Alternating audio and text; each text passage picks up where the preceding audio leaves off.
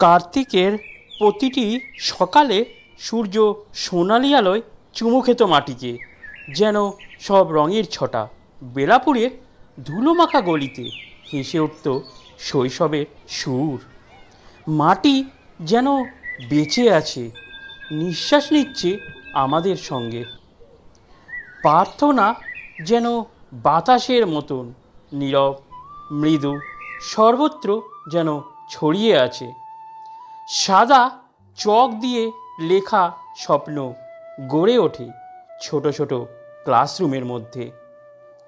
আমরা একে অপরের নাম জানতাম, এমনকি গোপন কথাও, সব কিছুই যেন জানা। কিন্তু সেই দিন হরি ফিরে এলেও আগের মতো সে ছিল না।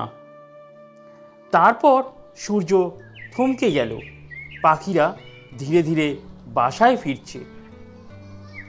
প্রকৃতি আগেই টের পেয়েছিল সেই দিনের কথা, যেন একে অপরের সব বলার না বলার কথা। তারপর দুপুর হয়ে গেল রাতে।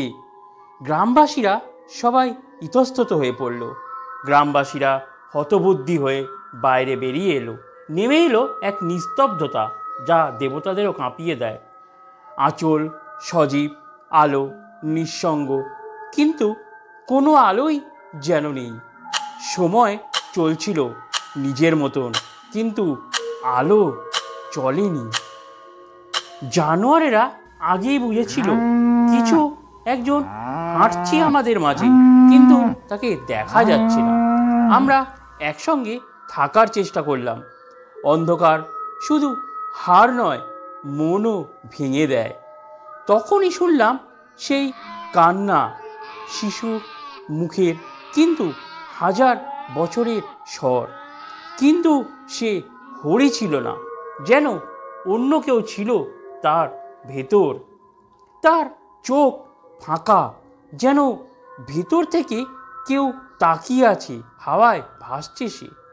সে কথা বলল, কিন্তু মানুষের কোনো ভাষায় নয়। পুরোহিত থতভম্ব হয়ে পড়ল। তার ছায়া ছিল দুটো, কিন্তু একটা তাকে অনুসরণ করছিল না। কেন কে জানে। তার সঙ্গে নিস্তব্ধে হেঁটে এলো মৃত্যু। চারিদিকে মৃত্যুই আর মৃত্যু। সে প্রার্থনা করছিল, কিন্তু কাদের কাছে? এটাই যেন এক রহস্য হয়ে উঠল। আমরা ঈশ্বরের কাছে ছুটলাম, কিন্তু দেবতারা নিশ্চুপ। কেউই যে কোনো কিছু বুঝে উঠতে পারছে না।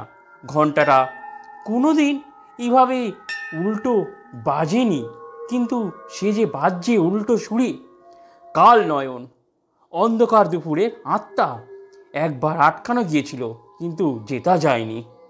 সে আঁকল, যা কেবল মৃতেরা মনে রাখতে পারে, কিন্তু কিভাবে? যখন যুক্তি ভেঙে পড়ে, ভয় রক্ত চায়। গ্রামের প্রবীণরা এইসব বলে তার মাকে। ও একাই ছিল না, এই মাটিরও ছিল সেই লুকোনো ইতিহাস। সে ফিরল, যেখানে সেখানে সব কিছু শুরু হয়েছিল নতুন করে। ছায়াকে তাড়াতে হলো, আগুনের মধ্যে দিয়েই যেতে হয় সমস্ত কিছু। পুরোহিতের মন্ত্রপাঠে সব নির্ভীর হয়ে উঠল। প্রতিটি দানব মুখ খুঁজে। একসঙ্গে অনেকগুলো কণ্ঠ হরি চিৎকার করে। আকাশ যেন টেনে নিচ্ছিল এক অদৃশ্য কূপে। অন্ধকার শরীর ঢুকতে থাকে। আর তখন আলো আমাদের কথা মনে করল। সে মেঘ ভেঙে বেরিয়ে এলো। দুপুর কেটে গেল, কিন্তু দাগ রয়ে গেল। হরি লুটিয়ে পড়ল, ছায়াও মিলিয়ে যায়। আমরা চাষ করলাম, প্রার্থনা করলাম, কিন্তু আকাশের দিকে তাকিয়েই থাকলাম। সে ফিরছিল, কিন্তু পুরোটা নয়। হরি যেন ফাঁকা চোখে সব দেখছিল। এবার ঠিক সুরে বাজলো ঘণ্টা, কিন্তু কে বলতে পারে কবে আবার হবে? কারণ বোলপুরে দুপুর আর কখনো নিরাপদ নয় যে।